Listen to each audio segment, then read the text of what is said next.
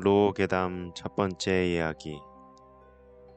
한국의 어느 한 아파트 단지에 수도관에 대한 불평불만이 많아졌다. 이런 불평불만이 많이 접수되자 아파트 관리소는 수년 만에 수도관을 검사했다고 한다. 당시 불평을 했던 사람들은 새롭게 들어온 거주자들이었고 전부 물이 비릿하다라는 말을 했다고 합니다. 그리고 수도관 검사를 했는데요. 흙을 파내보니 파이프의 막에는 닫혀 있어서 한 방울의 물도 없었다고 합니다. 그럼 그동안 거주자들이 마신 물은 과연 무엇이었을까요?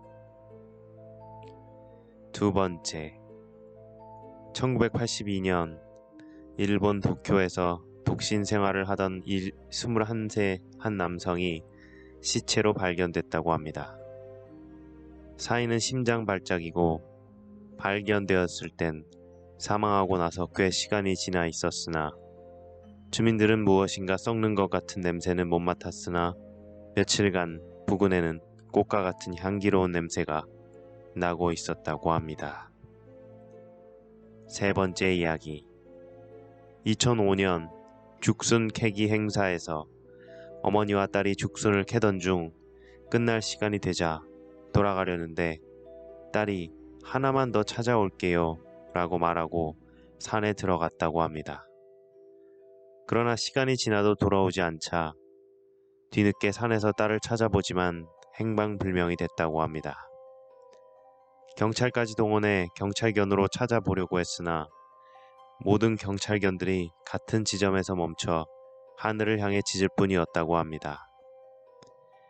만약 납치되었다면 경찰견들은 냄새를 통해 찾을 수 있었을 텐데 계속해서 경찰견들이 같은 지점에서 하늘을 향해 짖는다는 건 무슨 의미이고 딸은 대체 어디로 사라졌을까요?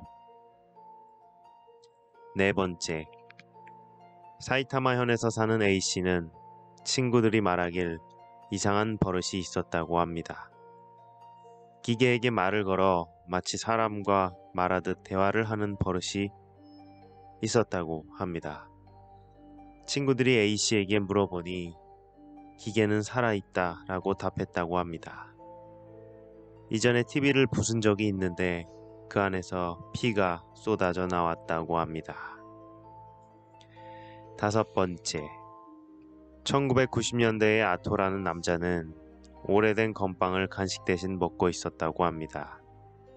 그런데 건빵의 한눈을 팔면 조금씩 없어지는 걸 눈치채고 수상하게 여겨 건빵을 바닥에 둔 다음 방 밖으로 나가 몰래 지켜보았는데 자신과 똑같이 생긴 남자가 나와 건빵을 먹고 있었다고 합니다.